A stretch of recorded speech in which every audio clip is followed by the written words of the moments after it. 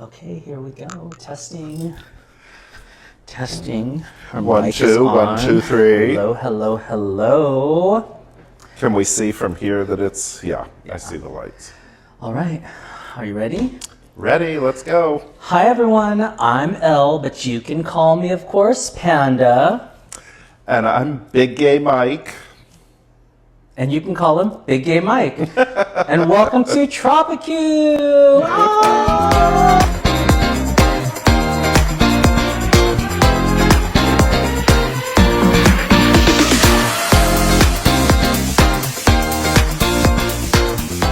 Oh my gosh, I feel like this is our official episode 1, right? Exciting. I know, it's like kind of like the pressure is on. Do you feel any pressure? No, I felt a lot of pressure last week, but this week it took me 4 days to actually watch the episode that Elle edited because I was so nervous. But this week I'm ready. Let's go. But I kind of wanted, let me just dive deep into that a little bit. Like what made you nervous about watching that episode? I just figured you were super busy. I was really, I was busy too, and I kept forgetting. I had an alarm on my phone that I kept snoozing because I couldn't watch it. But I was just worried, how was I going to come across? You know, you're so vivacious and entertaining. I'm like, will I be able to hold up to Elle? Oh my God. Being, totally honest and vulnerable here. Oh my gosh. Well, we definitely appreciate being vulnerable. And I think that the beautiful thing about this is we both know that, in my opinion, we complement each other. And I loved just how you spoke kind of your truth and your experience. Well, exactly. And just thoughts. It was awesome. The text I sent you right after I watched it, I'm like, oh my God, I love it. Let's go. We need to do more. And here we are. So this is going to be a really fun episode. We actually had a really fun weekend too. Last few days, we were at a few events together. We were at a grand opening at Ani. And then you also hosted a few friends yesterday. For those of you who are thinking about coming to Panglao here in the Philippines, in Bohol, Ani is a store that is local in Taoist. Am I saying that right? It's in Taoist, yep. Okay. And no, I'm sorry. It's in Panglao, Libiang. Okay. Yeah. I just really, truth be told, just moved here to Panglao Island about 3 months ago, so I'm kind of just trying to understand the border. But it's an amazing store that sells fruits, vegetables, just items that are locally sourced from a permaculture farm in Gindleman. We got to... It's actually not just their farm. It's actually all the farms around them as well. So this wonderful lesbian couple has a resort here in Panglao, and they decided they wanted to be more self-sufficient. So they bought land and have started a farm in Gindleman, which is about 2 hours north of where we are. And they have turned it into an incredible community project where they are teaching and practicing permaculture and really working with the community farmers around there so that they can sell the products that they grow. Yeah. And so 6-7 days a week, Ani's open, and, beyond produce and, locally made wares and stuff, they also do meals. Yeah. So definitely. But we're totally off subject here, but that's one of the beautiful things about here is you just have these neat places.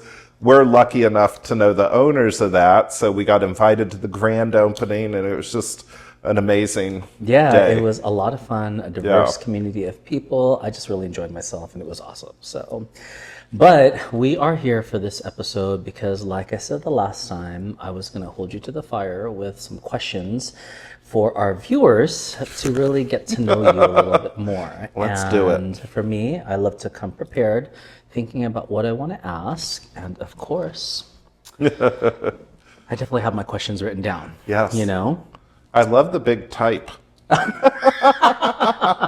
Does that just give away my age? Thank you. Makes it easy for glancing. We'll just do that. Oh my gosh, I'm cracking up because yes, the font size is pretty big. So the way this is going to work, everyone, is of course, I'm just going to ask questions that I feel would be really interesting to kind of really dive into, like Mike's background, him as a person, his experience here and all that good stuff. And yeah, I'm really excited for you all to just get to know him and meet him, because it's been a pleasure to personally get to meet him also and just get to know him over the last few months. So let's kind of kick things off, Big Gay Mike, with first impressions. What was your first impression of the Philippines? And, if you could paint the picture comparing what your first time here was to what your experience is now, kind of tell us a little bit about that. Well, I'm going to take it back even further than that. So, the Philippines chose me. I met my husband in late 2010. He's from Bohol. He's a nurse, went to school here, and immediately in 2005 went to the US, and we met 5 years later. But so getting to know him, we were together 3 years before I ever came to the Philippines. And, he painted this picture for me, and one of the things that just really I always remember was he told me he lived in a tree house, growing up. And so I thought what he meant was like Swiss Family Robinson, beautiful tree house, sitting on a limb, dangling his barefoot feet. And it was probably 6 months before I learned what a tree house was. And it actually prepared me for my first visit here. But a tree house, he meant a house made of bamboo with dirt floors. So when I first got here, my first impression was, one, just it's a beautiful place, Yeah. After the first day I was here, I was actually, the first probably 12 hours I was here in Bohol, it was a little different because the airport was still in Tagbilaran. It was this little airport. Your plane lands, you walk down, you walk across the tarmac, and this just looks like any country asphalt road is what the runway looked like back then. And you walk over to this place that had a roof but no walls, and they bring your luggage and they just throw it in these wooden, things. It wasn't even a conveyor belt, was it?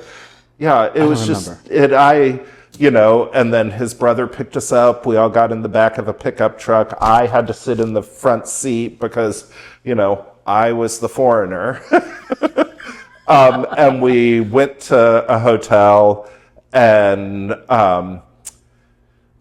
later that night had a big party with his friends. And the city that Tagbilaran is it's a dense city. It's only 100,000 people, but it looks like a little baby New York, San Francisco, whatever, because it's a dense city. Lots of people walking around, traffic, not like Manila, but traffic. And then we had this party where there happened to be the only nightclub in the town was in the hotel where we were staying, and we had this party with 40 people. And I remember at about 2:30, I'm telling Fernando, I'm going to bed. I'm just exhausted. We just traveled so far. Here's a credit card. There's plenty of limit on it. I think it had 10,000 limit at the time. And I'm expecting this party for 40 people, bottles of liquor, cigarettes, just everything food flowing. is just flowing. We rented the karaoke VIP room, and I'm expecting it to be $3,000-$4,000. I get up the next morning, and he tells me it was 18,000, not 18,000, 8,000. I'm like, $8,000? He's like, no, pesos, which is less than $200. So my first impression at that point just was damn, it's cheap here. So that I still thought it was cheap, but that slowly changed over time because then I started meeting people. We were in the process of putting some businesses together, and I was learning that nurses were paid $13 a day to work. Crazy. Doctors made about $800 a month for full-time work, 6 days a week. and that was actually decent pay because we also gave them room and board. But so first impressions were, definitely this is an inexpensive place to live, and just the people, just incredible. Everybody wanted to sit down and talk. Everyone wanted to learn about you.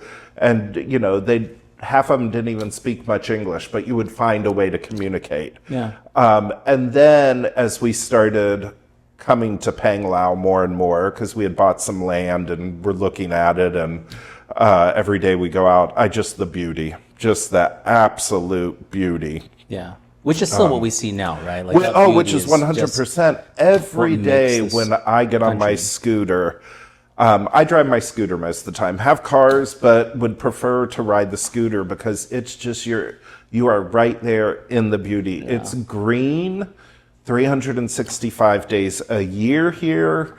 And it's just beautiful. So my first impression was, definitely the beauty of the land, the beauty of the people, the affordability for people with means. And then also the thing that was really eye-opening to me, I'd never been to a third world country before. Yeah. And I would say Philippines is more a developing world. Yeah. But, still there are people that live in those tree houses. There are people that, don't have jobs, kids that aren't going to school because the parents, are too busy working to make sure they're there, or they're running off to work. And now my impression, still the beautiful people, the beautiful environment, still affordable. Prices do rise as areas grow. But I understand I don't look at people as poor people like I probably did at the beginning. I mean, I always look at people as people, but getting involved in the community here and getting to interact and become friends with folks who make $10 a day and lead these just really rich lives. Yes. And understanding that that's the culture and that's the place here. And, some people strive to get out of the Philippines, like my husband, so that they could make money, bring their family out of poverty like he did. Some people want to stay here because it's important for them to be part of this culture, to be with their families, connected, and they're okay with what they're making. So yeah, I got to give snaps to that because actually I had a conversation a while back with my cousin.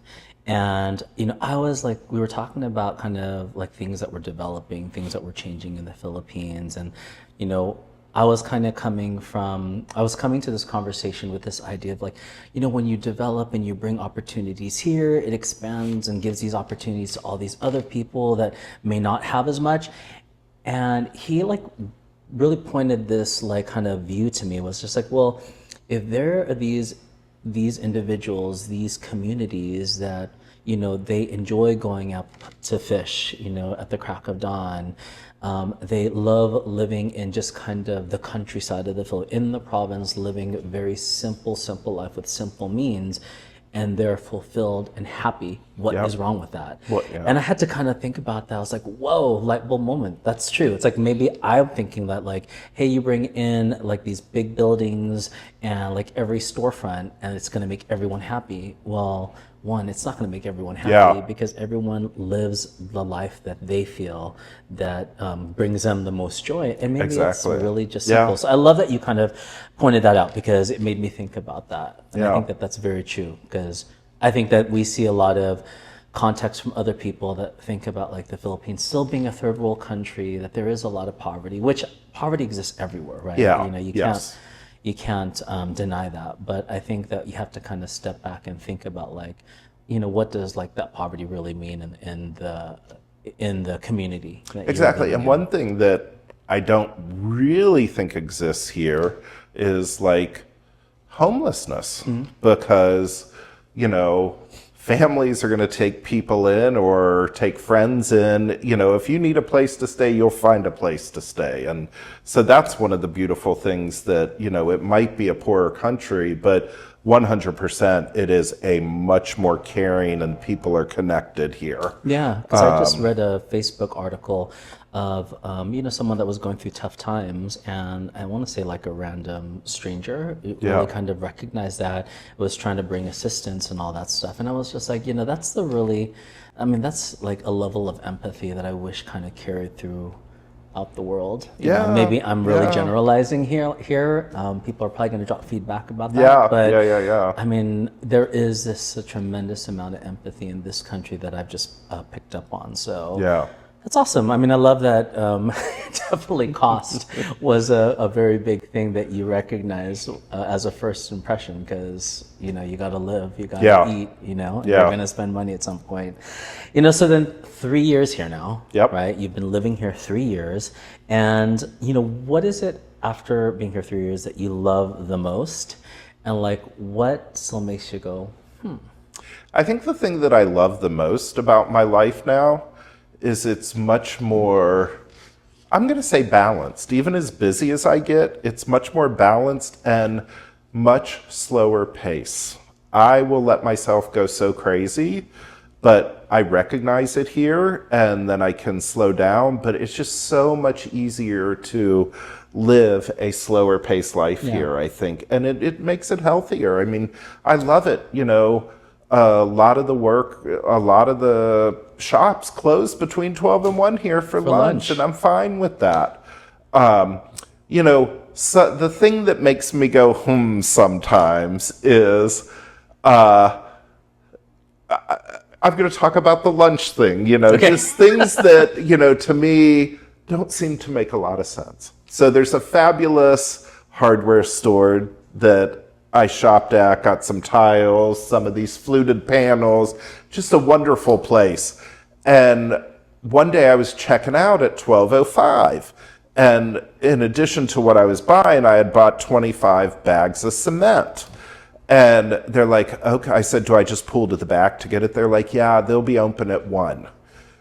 So the store stays open the whole time, but all the back staff goes and takes a lunch. So, which honestly, I'm fine with it. I learned. I just went, had some coffee and relaxed. But sometimes I'm like, why even stay open if you can't get your goods? So it's things like that. And also, I still, hardcore Filipino time, I still just go, and by Filipino time, I mean, you tell someone something starts at 5 and they'll be there at 7:30.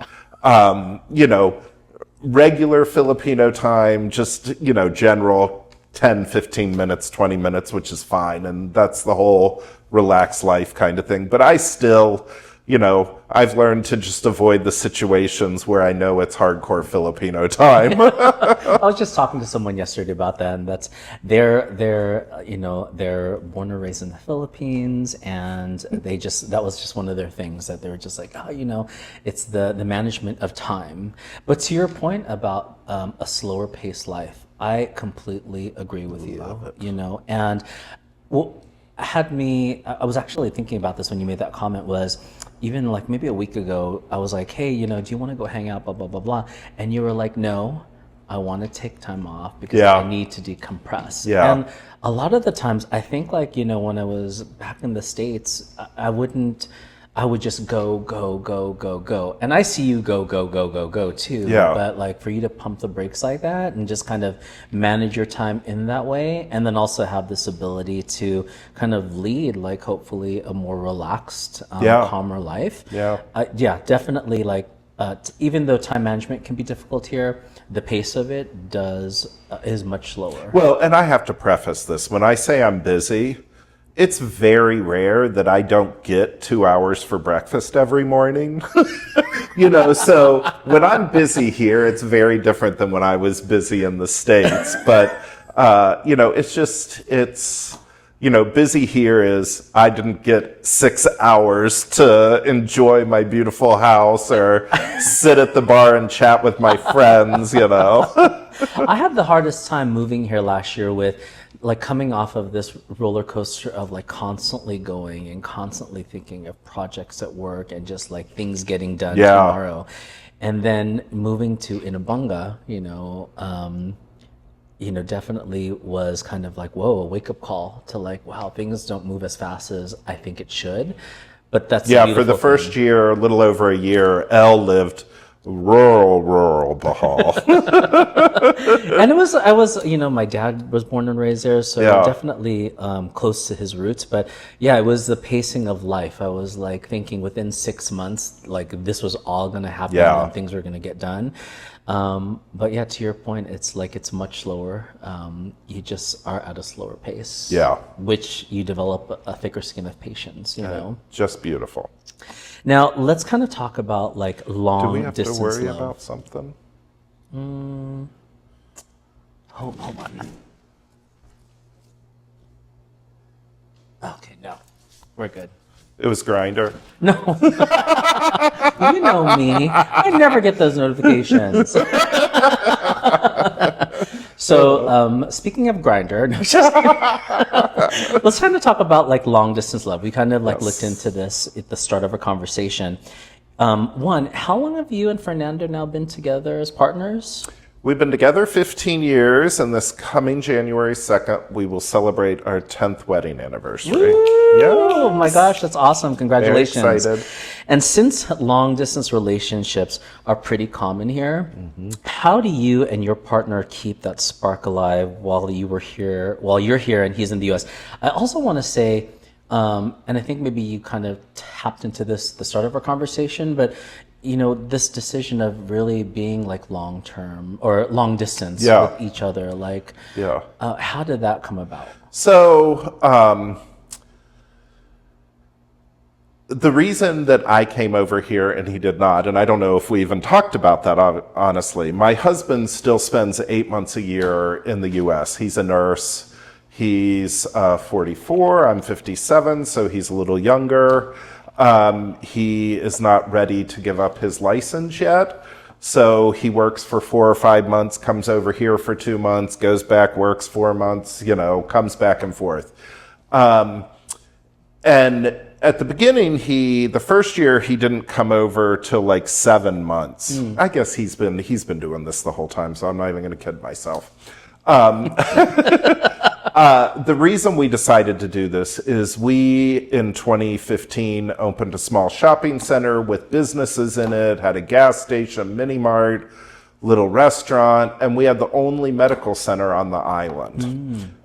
It was basically an urgent care for folks, that know what that is, a doctor, a couple nurses, a full laboratory. We were adding x-ray. And in May of 2021, we ended up having to close everything. Not because of the pandemic, but what we'll talk about in another time, but we discovered some stuff was going on with my husband's sibling who was running the businesses for us. Okay. So we can talk about that another time. Yeah, that'll be a whole other episode. We had to close them because she basically stopped talking to us when we found out some things, and she wouldn't sign the businesses over to us. And in the Philippines, you can't get a new license for the same type of business unless it's been abandoned for 6 months. So I came over here in May of 22 for 2 reasons. One was to get the businesses back open and running, and 2 was to start to build our house. We had bought land in 2019, and in the summer of 2021, we hired an architect and designed the house, and it was time to build. So that's why I came over. And my job during the pandemic, we realized I can do it remotely. I worked in the printing industry forever, and since 2018, all I've been doing is managing print projects. So I came over here, and it's worked wonderful. The long distance relationship thing, I think, has been a lot easier for us than for most people. My husband is always trying to maximize dollars with work. So that means you work nights because then you get night differential. He also, in the US, full-time for a nurse is 3 12-hour shifts in a week.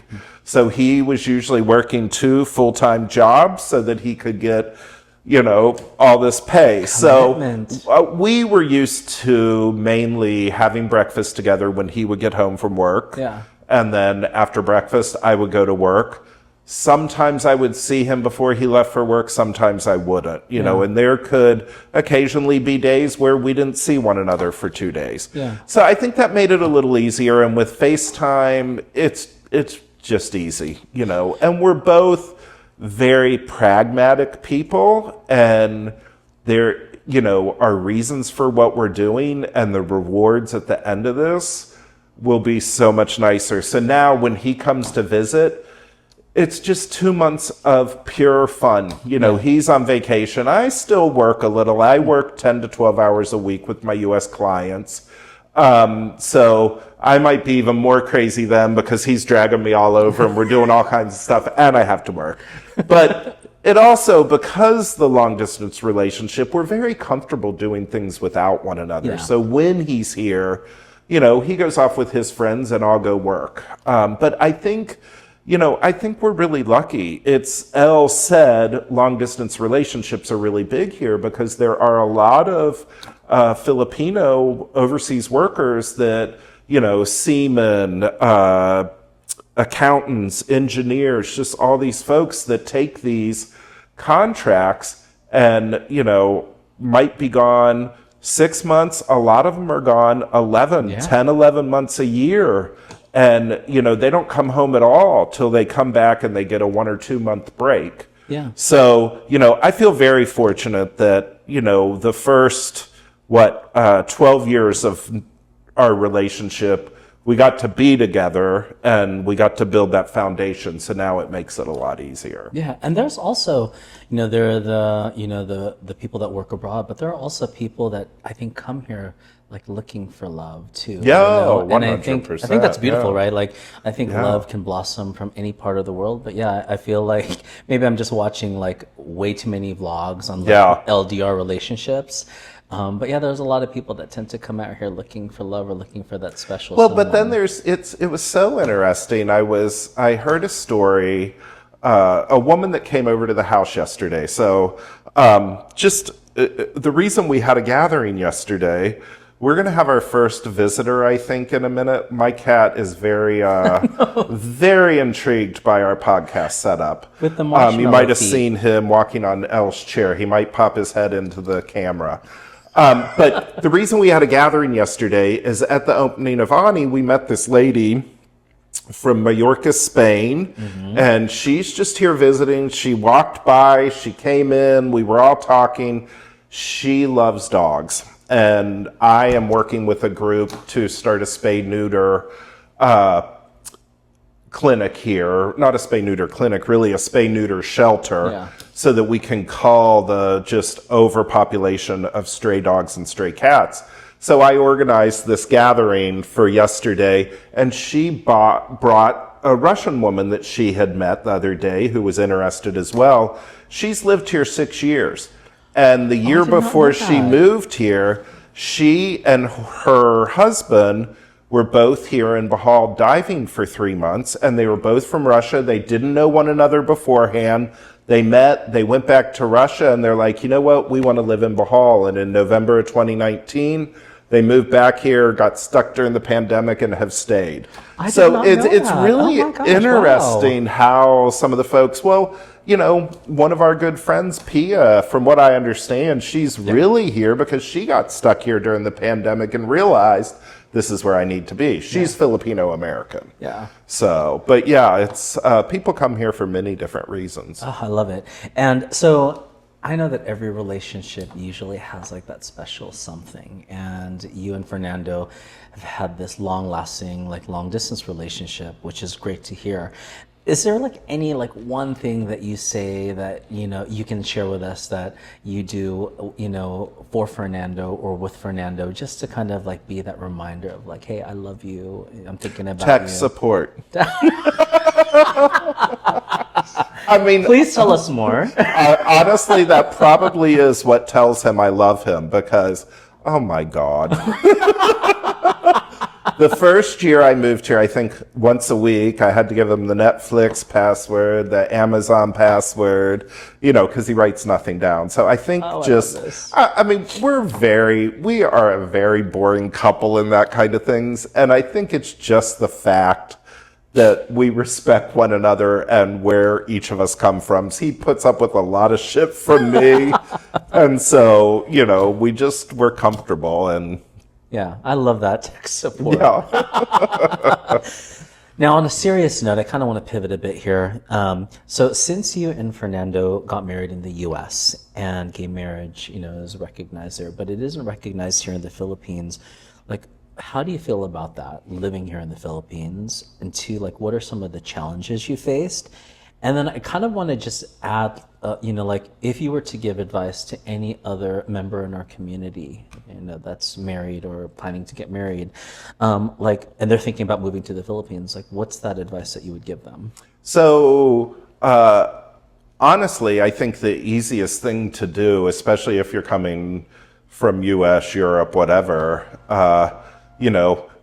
talk to people that have been married a long time or have been together a long time, maybe not even married, because what we did when we got here is we put together estate planning. We put wills together, power of attorneys. We really put everything in place so that we could, be a couple and not have issues with it. There's also, in the Philippines, hereditary inheritance is huge. So if we didn't have wills, I would get nothing. It would all go to his family. Yeah.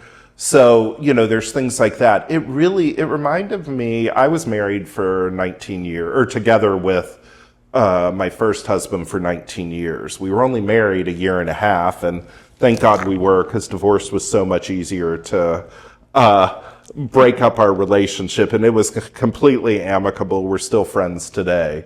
But early on, we had to do some of this estate planning to put stuff in place because there was no protection. And, in the 80s and 90s, I remember friends all the time that were denied access to hospital rooms, where, could not interact as a couple. Yeah. So the other thing that's sort of interesting here is, I really hope that the Supreme Court doesn't end gay marriage, but I think I was telling Elle the other day, personally for myself, I'm a little less nervous about that because I have all these protections in place now. Yeah. I live here, my will is made here, it is legal for use in the U.S. as well. I really love it here and don't plan to spend much time in the States, so I'm not concerned. But I am concerned for my friends, so don't get the wrong idea. Yeah. But my advice is to protect yourself. Yeah. And honestly, this is not just for gay people coming over here. Many of my expat friends, are not gay. They're straight, and they come over here. They get in relationships. The majority of them do not marry, but they might buy a house, they might buy land, and foreigners cannot own any land here. So you buy it in your girlfriend's name, or you get a dummy and you buy it in that dummy's name. So you really do have to protect yourself legally so that if something happens to your partner, their family, or your dummy who's holding the land for you, don't swoop in. And there are legal things you can do to protect yourself. There's leases, there's irrevocable power of attorney, there's, lots of different things that you can do. So definitely looking into the legal aspect. So I would totally say if you're, looking to move to any country, look at what you have to do legally to protect yourself as well as your relationship. Yeah. Do you know, and I don't know if you and Fernando refer to each other as husbands or partners, but in the context of just kind of gay marriage, right? Here in the Philippines, have you ever kind of felt differently when you would say oh yeah, this is my husband, Fernando? Honestly, I really haven't. It's more been humor because they just don't get when I say my husband, that it's a man. They just, so a friend of ours has a girlfriend. This is Rob and Milka. And the first Mother's Day that Rob and Milka were together, it was like 2 months into it, they were going to the beach with Milka's family, and Rob's like, hey, Mike, come along, meet her family as well. So I did, and she had a 17-year-old sister. Hi, Michelle, I hope you're watching this. And we went into the water, Rob and Milka, me and Michelle, and we're just chit-chatting, and I'm talkative, Michelle's talking to me, but I totally felt like she's trying to hook her a foreigner. And I kept saying husband, whatever, and I finally said to Rob, I'm like, she doesn't realize I'm gay. And Rob's like, Michelle, LGBT, because that's what they don't say gay here, they say LGBT. And so then she didn't talk to me like for a month or two. But now Michelle, I love her to death. I've told her, she has to get approval from me for dating anyone. She's just a wonderful woman. And it's, so that's the humor of it. I might say husband, and I have to say it like 3 times, like at immigration when I go to renew my visa. They've started asking questions, and I say married, have a house, my husband owns it. They're like, what's your wife's name? I'm like, husband. But honestly, I've never, ever, I think we probably have a little different, ever since I've come here, I've just been surrounded by queers, which has been wonderful. And I always, it has always felt like to me that it's easier to be gay here at an earlier age as well than it is in the US. And I definitely think being trans here is much easier. There are so many just successful trans women here that just it makes me smile. Yeah, and that's why I'm excited that we're like once again doing TropiQ, right? Because we need to like really share experience here, sharing your experience of what it's like being part of the community here in another part of the world, where sometimes we have a perception that like makes us think otherwise, and we realize when we're here, it's kind of a different experience. Meaning, it's a more welcoming, open experience. You know? And I will say this, I really felt like I was lacking a queer peer group. And not age-wise, but more experiences and... people that can relate. People that can relate, people that honestly have the means to do the same things that I'm doing. I met some. One is Elle's neighbor, who's just a quieter guy, so would never really, socially did a lot, talk occasionally. But Elle is honestly the reason I think the Queer Peng Lao group has come together and cemented. About 8 months ago, a wonderful woman, Pia, messaged me and said, Mike, I want to hang out with you more. I need progressives. And so we sat down, and within the first 10 minutes, she's like, we need to meet this person, and holds up Elle's Facebook page. And then I think I told this last time, I saw him 2 days later, and it just, started. Here we are. That's honestly been the most beautiful thing of 2025, is finding that queer community that really feeds the soul here in Peng Lao. So that warms my heart. I'm going to give you a heart face right now. All right, so now I want to kind of like bounce to like Community King, because that's what I think about you, like just here with you interacting with everyone. Like, everyone. Okay, let me just emphasize that. Mike, Big Gay Mike, knows everyone. Like, what's your secret? I know you mentioned you were a connector, but like kind of... I mean, honestly, I really think it's probably genetic. My mother was the same way. So I grew up, and I really think it has to do with getting involved and being part of your community. And my mother and my father both have always been like that. And I also did sales my whole career, basically. I mean, I did management, but I always had a sales aspect to it. It's one of the things my husband hates most about me, I think, is I'll stand in the grocery store line and talk to whoever is right there, and I can just see him rolling his eyes like, oh, you have to talk to everybody. But, you never know. You might meet someone, and, and there have been beautiful relationships and things that have come about because you just start talking to someone. I mean, like Letitia this weekend, she is now going to sponsor vaccines and anti-mage cream for a whole bunch of dogs. I mean, and that was just a simple, fate brought us together. Yeah, she was really great to me. I really enjoyed talking with her because I ran into her then the following day. We just had to sit down. I was eating lunch over at Ani, and she was walking by, and we really got a chance to chat. And I was just like, wow, you're really a bright personality, and I'm excited about getting to know you. So I'm glad that she was able to expand her circle, and just meet more amazing people, And the other thing, I say I'm a connector, and I think that really helps me meet people too, because when I work with someone and they're good, I'm going to tell everybody about them, especially here, because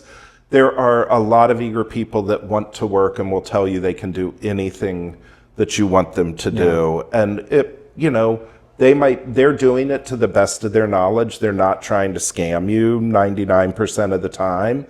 But it might not be to your standards. So when you meet people that can do that, you refer them. And so I think twofold there helps me meet people. One, when I hear people talking about something, I'm like, do you need someone that can do that? And I refer them, and then they are like, oh, Mike can help you. But also, when you start referring, the people you're referring to also help you learn who the good people are for other things as well. Yeah. So. And I think it's also just, you're a kind human. Like, that's what I've gotten to really learn about you. Make me blush. You're like big-hearted. You are always thinking about like that other person or the people around you, like I feel like you're one that would offer the help because, when I was looking for a nurse, you were quick to create like a Facebook chat with other people, like, we need a nurse, blah, blah, blah, blah. This is Elle. They can tell you what they're looking for, and you kind of set that up. Or even, I needed to get some insulin tips from my parents because they're diabetic, and I'm like managing their care as their caregiver, and it was late night. And we were out having fun. Yeah. And I was kind of embarrassed to ask Mike, but I just needed the help. Yeah. And he was quick to contact one of his drivers and like one of the people that helps him. And they were out there like trying to get the things that I needed. The guy I contacted is basically my son. I'm very blessed. I have some wonderful people that have worked with me and that have just become my chosen family. And so that's what you do as family. I mean, I do stuff for him all the time, so asking him to do something for a friend, he's glad to jump in and do that. Yeah, and I was so grateful for that because that really was just that was awesome. So yeah, thank you for just being a wonderful person. I'm going to keep telling you that. So we know food in the Philippines is huge. People love it. What's your favorite Filipino dish? And what's one that you like politely skip or hope that never gets Well, I skip 90% of them because even though the Philippines is 7,000 islands, meat is the main food here. Pork, chicken, beef. Not some beef, but pork and chicken are the big ones. And I'm a vegetarian. So it was a lot of fun the first couple times I came here. I ate lots of pancit with vegetables. Mm-hmm. Pancit is like lo mein, noodles and vegetables. Most of the time it's got chicken, seafood, pork, whatever in it. So a lot of the times I eat pancit and pick the meat out. My favorite is probably kinilaw, which is ceviche, raw fish and vegetables. Yes. Yum, yum, yum. I will eat seafood once or twice a month. So escabeche, which is the whole cooked fish, I do like that. But I'm just glad living. One of the reasons I love Panglao is it's a very big tourist spot. So we have anything and everything restaurants. And by 2019, when I was coming back, that trip, there were 2 vegan restaurants. Now we have 5 vegan restaurants, I think, and tons of restaurants have vegan options. Have vegetarian, vegan options. Wow. It's great, and a couple restaurants have developed whole vegetarian options because I'm a customer. It's just like, I'm like, hey, can you make this dish this way? And they love doing it. So, and which is good for their business too, because I'm sure you're not the only person that. I mean, one of the interesting things is the first 6 months I was here, I lost 30 kilos. And that was mainly because the food here, you can go to 7-Eleven and get crap and stuff like that. But you don't keep it at your house and all that. Food it's so easy to just stop and get fresh fruit, fresh produce, that you do that. Now, as I met more expats and started going out for burgers and lasagna and, French fries, I put a little bit of it back on, not much. But, there's good food here, I have to say.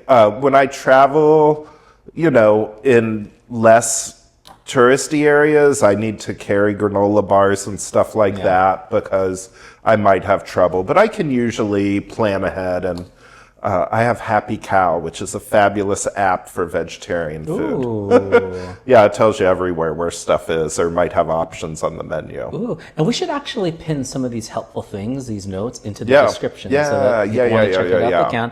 They're not sponsoring us, but hey, we want to be a resource to anyone that's watching our videos and wants to learn a little bit more of how they can kind of roam around the whole Philippines.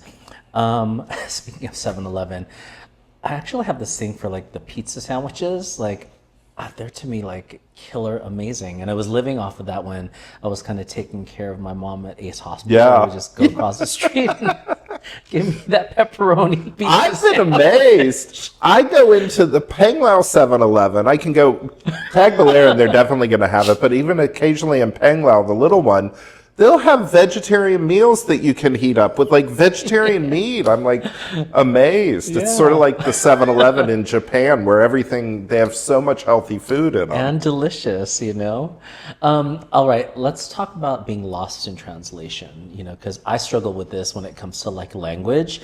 Any funny language fails, with Messiah, Tagalog? I don't really have any funny language fails. I mean, I definitely, when my husband's here is when I struggle with the language. Do tell us more. It is, and I totally understand. He loves to come home and just marites, which is gossip. And, they're going to talk their native language. So they just go, go, go. And what I love about it, like in the morning, if he gets up first, I'll walk out of the bedroom and he's at the table having breakfast with all the staff and they're just laughing. It's whenever Saturday night, I took Will Ian, his wife and kids, and Andoy, who is his brother-in-law and like my youngest son, up to the carnival. It's our big fiesta celebration of our town tomorrow. And for 10 days leading up to it, it's all this stuff at the plaza.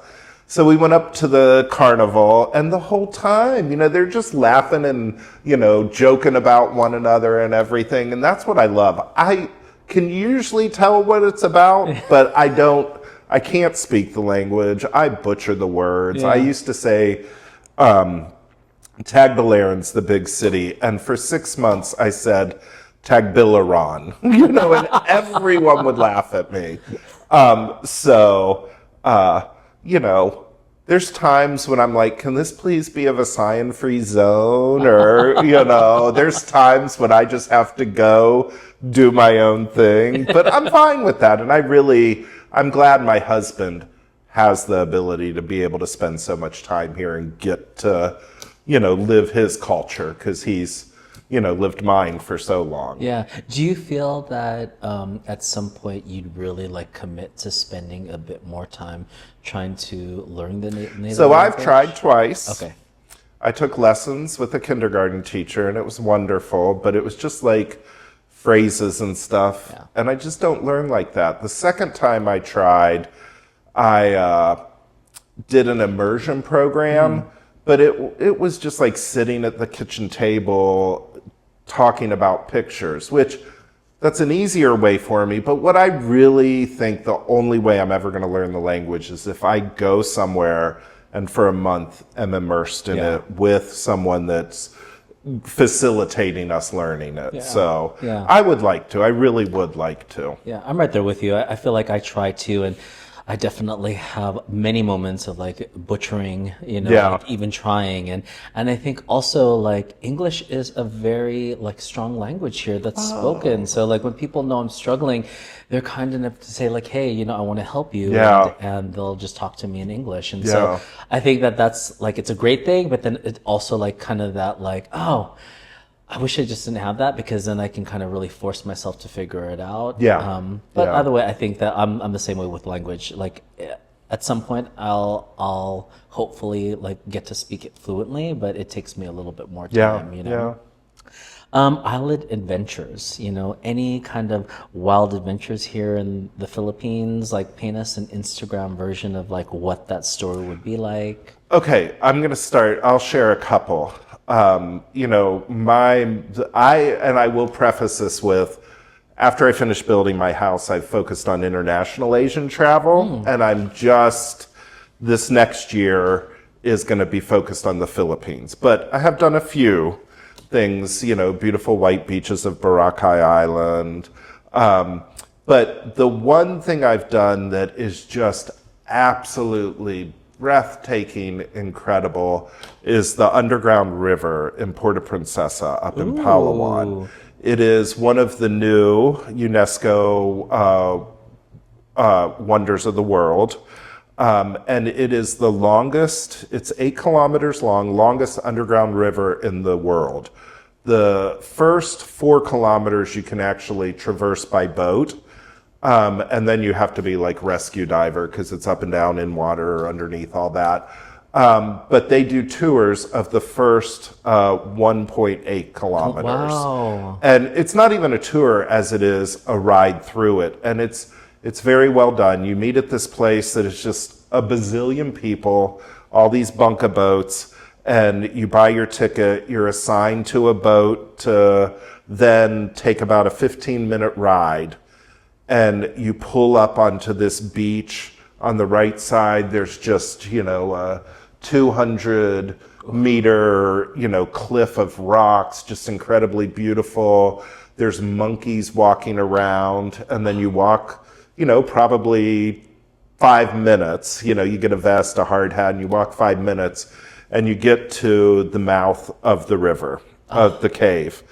And at that point, you're assigned a boat. And I think 10 is the max. We were lucky. It was just 5 of us on the boat. Your guide gives you a little bit of information, and then you are not allowed to talk for the rest of the time. Because noise would disturb the environment, habitat, which will disturb mainly like bats and stuff. And then they'd fly around, which would disturb the physical environment. And you spend 45 minutes just going in and out. The boat captain that's paddling has a light on his helmet, and it's just breathtaking. It is breathtaking. All the different spaces, some are low, not super low. Some are just soaring. You go back into what they call the cathedral, and they put you in the middle of this big, huge space, and he turns his light out. And it's just bizarre because it's pitch black. Yeah. But that is, I think, one of the most incredible things I've done. Now, one of the other ones we're very lucky to have here, Bohol is actually the only UNESCO geopark in the Philippines because we have incredible underwater habitat. It is one of the best places in the world for free diving, for scuba diving. And we have on the main island, we have the Chocolate Hills. And this is limestone formations from millions of years ago. These just thousands of hills just popped up. And it happened in Jakarta as well, but the thing that's very unique about Bohol is they're all the same height. Yeah. So you go up and you look out, and when it's drier, they're grass covered, they're actually brown. You know, if you go when it's rainy season, they're going to be green, but it's called the Chocolate Hills. And I just, you just think about how did this happen? And so breathtaking. Bohol is also full of waterfalls, river, there's a wonderful river lunch cruise where you go by 3 or 4 native dance spots. There's just so much to do here. You will never get tired of it. Beaches. I have friends that every Tuesday they organize a ride and they go somewhere and have lunch and look at different things. So I go on that as much as I can. My favorite activity in Bohol, though, is ATVs through the Chocolate Hills. It's just a beautiful way to get to see them. So. Yeah, and there is so much to do. And I also want to put out there, I don't know if you've been there, Danao Adventure Park. I have not been to Danao Adventure Park, and I have not been to Alicia, the peak. I haven't done that. I want to do that hike, it's too. It's a beautiful hike and overlook. And there's plenty to do out here. Camping. Camping, Sea of Clouds. But I think that there's just a lot of beauty out here. A friend of ours has this fabulous farm-to-table restaurant in the province on her family's farm. The pharmacy, FRMACY. Yes. Healthy living. Definitely an amazing experience. So plenty to check out here in Bohol, Philippines. So let's kind of talk about, I'm going to pivot again. I feel like I've been pivoting just because I want to really get different aspects of you. Being queer, being gay in the Philippines, from your point of view, what's it like being an openly gay individual, gay man here? Non-issue. I mean, honestly, I've never felt that there was anything about it now. And I've had one negative experience. And it's, at the same time, my straight friend had a negative experience. Yeah. It was her son's wedding, and I was a principal sponsor. Here it's like a Godfather. So there were, probably 10 principal sponsors. She is separated from her husband, has been for probably 15 years, but there's no divorce here, and annulment is a very expensive, time-consuming process that most people can't afford. So her son's wedding, the priest decides that the homily is going to be about how divorce is horrible. They're trying to pass it here, and it should not be made legal. Once you commit, you're together forever. And then he goes into, but same-sex couples, shouldn't be together. It's just not right. And same-sex marriage should never happen. All my friends are texting me, are you getting up and leaving? I'm like, no, it's their day. And I get to the reception and my friend comes up to me, we should have left. It was her son's wedding. I'm like, no. So honestly, other than that, I honestly, have had no issues whatsoever. Yeah. And the reason why I wanted to ask this question is because I know that I have quite a number of friends that are thinking about leaving where they are currently and trying to explore other areas in the world they feel they can continue to express their individuality and their uniqueness to the world. And so I also want to be able to share I had the one bad experience too, but since then I think that it's just been really opening here. This is a Catholic community, and we all know how gay the Catholic Church is. I'll probably get banned from the Philippines for saying that. But, it's just... There goes our comments. Yeah, exactly. There go our comments. Now, I do see people sometimes, locals, have trouble with their families, but it's not like in the States where they cut them off or anything. They might just rather than not be gay, but they'll totally embrace and welcome all their gay friends. Yeah. So. And every coming out story is unique and its own specific journey. Okay, insider tip. If someone were to just ask you, hey, Big Gay Mike, give me one tip. I want to come to the Philippines. I want to visit your part of the world. Yep. Give me that tip. What the biggest tip I can give you, this is the lifesaver. It's not going to sound like it, but it is. Relax and go with it. Because when you get here, it is a very different way of life, and you will get frustrated very quickly if you don't relax. Things move slower, especially in Bahal. No one has driver's license, so they don't know how to drive. It's just little things. I mean, processes. People don't have the equipment to computerize everything. Hell, decent internet connections are just really since the pandemic. Yeah. I wouldn't have been able to move here if they had not wired the island for internet. Before I would come, you couldn't send a 5 megabyte file. But so everything's done with paper. So it takes longer. And there's, so relax. That is relax and enjoy experience in a new community, culture. That's my tip. I love that. Relax. Yep. As you said. Yep. Relax. All right, so I'm going to go ahead and put you now through a rapid fire round. I'm going to call this the TropiQ rapid fire round. Oh, God. You just come what top of mind answer, okay? No need to think deep about it. I know you well enough that you'll think deep about it, but hey, no, just first thing that comes to mind. We ready? Yep. All right. Ready, set, go. Chicken adobo or lechon? Neither. Vegetarian. Jeepney or tricycle? Definitely a tricycle. Karaoke ballad or dance hit? Neither. Okay. I'll be the observer. I'll be the judge. Chill with locals or quiet night in? Chill with locals. Ooh, I wanted to ask this one. Mahalo restaurant or the middle road? Mahalo or middle road? I am not answering that. These are two of my best friends own them, and they'll both be upset if I answer the other ones. Okay. I was so excited to put that in. Halo Halo or mango shake? Mango shake. Okay. Favorite resto bar? Favorite resto bar is, it's not a resto bar, but it's Vegan Shack. Okay. Bucket list island you want to visit? Bucket list Surigao. Dream collaboration for a TropiQ episode? Oh my gosh.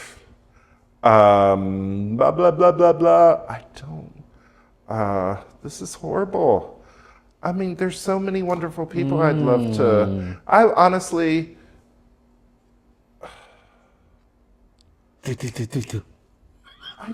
So many of our friends I would love to collaborate with. That's a good answer. Johnny, Katie, Pia, Maggie, Marge, Michelle. There's just so many cool people doing cool things here. And we definitely are going to elevate So them. honestly, you know who I'll say? Who?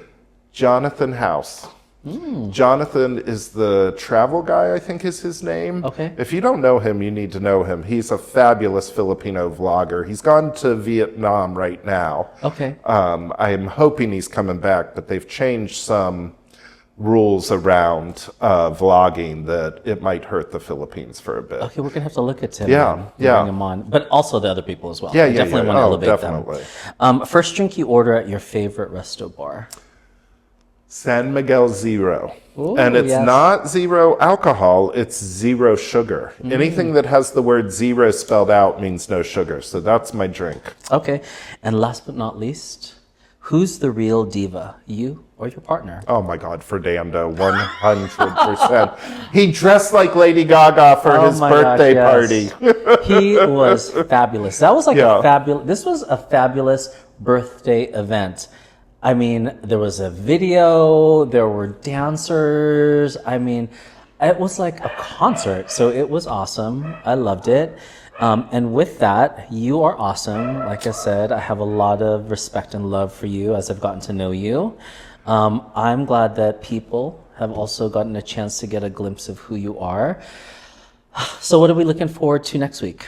we are going to put Elle under the gun next week. Scared. I have high standards here that I have to meet. Oh my gosh, no! I have a whole bunch of good questions, and I think it's going to be very interesting because Elle has a whole different story to tell, and I'm excited to really dive into it and ask him some things, and I'll have to come up with even better under fire questions.